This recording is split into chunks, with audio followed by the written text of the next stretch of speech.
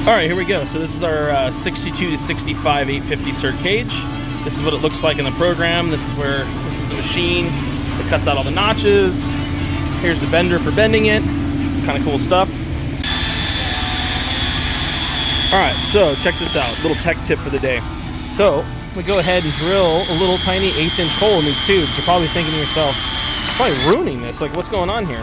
Well, what's going on is, so once another tube lands over the top of that guy, when you fully weld that tube together, well, now there's a place for the pressurized gas to go. So now when you're finishing up your weld, the weld doesn't blow out.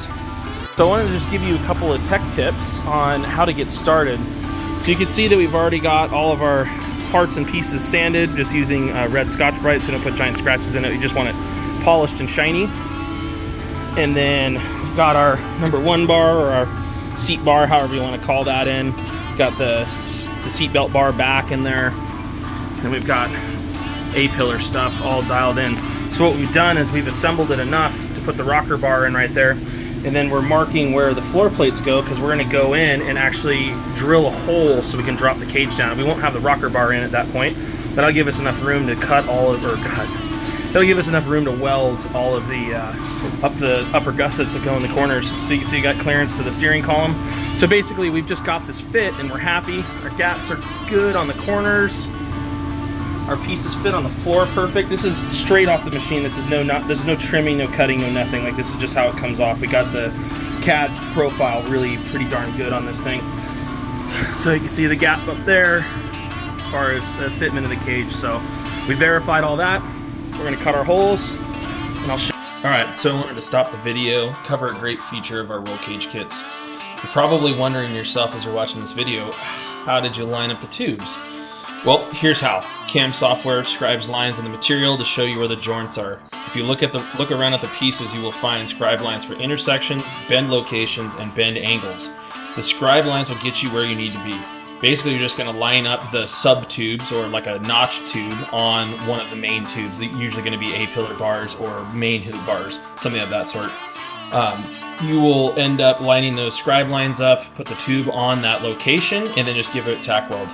This is a pretty big assembly, so you're not going to want to fully weld any of these tubes. Make sure you leave them just tacked, so as you finish these guys up, you know that you could get them back apart if something doesn't fit. Nothing. Like, this is just how it comes off. We got the CAD profile really pretty darn good on this thing. So you can see the gap up there as far as the fitment of the cage. So we verified all that. We're going to cut our holes, and I'll show you that next.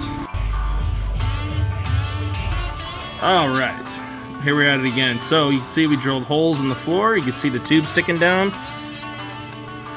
Here's another hole. Take your time so you don't have to drill gigantic holes in the floor. These are pretty small, as you can see. So we've already got the cage dropped down that much, right? So also we did the ones in the back as well. So this really worked out well as far as being able to weld everything. Didn't give us 100% of the access we needed, but it's really close. See, we got the windshield out. It's actually pretty easy to get these gasket windows out. It's a little razor blade action, a little sweat, a little tears, and it comes right out. But you can see it's not even broken, which is amazing.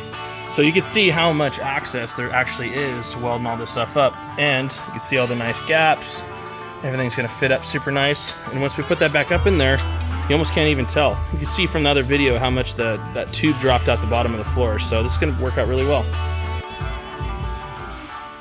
All right, here you go. So the cage is mocked up. Got the A-pillars in, got gussets, got door bars holding the bottoms together, dash bar in, front gussets right there, front gussets there.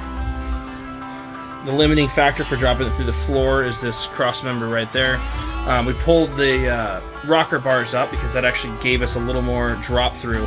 But as you can see, with the right kind of torch and stuff, there's actually some good room to be able to get all the way around the tube. So we've got 100% access to what we need. This should work out well.